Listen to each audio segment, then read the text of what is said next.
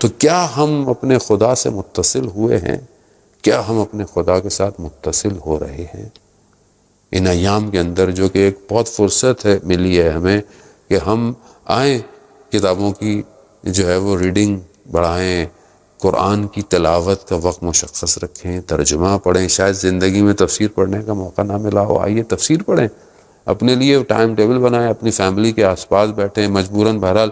بہت سے لوگ اب گھروں کے اندر بیٹھنا پڑ رہا ہے، تو یہاں پر اپنے گھر والوں کے ساتھ بیٹھ کر پڑھیں، دعائیں پڑھیں جو ہمیں تعلیمات اہل بیت علیہ الصلوۃ والسلام سے عنایت ہوئی ہیں، علماء کرام نے جن کو ان ایام میں پڑھنے کو کہا ہے، جس میں سے جو ہے وہ صحیفہ سجادیہ جو خود امام سجاد علیہ الصلوۃ والسلام نے ہمیں تعلیم فرمائی ہے، دعا نمبر 7 جو ہے وہ صحیفہ سجادیہ کی مشکلات کے عالم کے اندر، اس کو پڑھیں، اس کا ترجمہ پڑھیں کہ امام خدا سے کیا کہہ رہے ہیں، امام خدا سے کی بارگاہ میں کیا مانگ رہے ہیں۔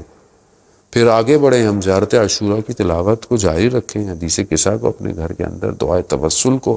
دعائے نور کو، یعنی ایک عبادت کا ایک ایسا روٹین اپنے گھر کے اندر قائم کریں، خدا سے متصل ہوں۔ وجود کے اندر فشار پینک کچھ نہیں کر سکتا، ہماری اپنی جو ذہن کے اندر جو 2 2 4 چل رہے ہیں کہ یہ ہو جائے گا وہ ہو جائے گا، یہ کائنات کو اس شور سے، اس تلاطم سے خاموش نہیں کر سکتا۔ انسان کی عبادت ہے، اور خود قرآن ارشاد فرما رہا ہے الا بذکر اللہ تطمئن القلوب، آگاہ ہو جاؤ کہ اللہ ہی کا ذکر ہے جو تمہارے دلوں کو مطمئن اطمینان دے سکتا ہے۔ تو آئیے خدا کی بارگاہ میں چلیں اور اپنے دلوں کو اطمینان دیں، عبادت میں ایک سجدہ اس کو کریں کہ شاید یہ فرصت ہمیں عطا ہوئی ہو۔ شاید دنیا، اور شاید اس میں کوئی شک نہیں ہے کہ دنیا بہت تیزی سے اپنے اختتام کی طرف بڑھ رہی ہے، اور یقیناً کسی کے آنے کی امید زیادہ بڑھتی چلی جا رہی ہے۔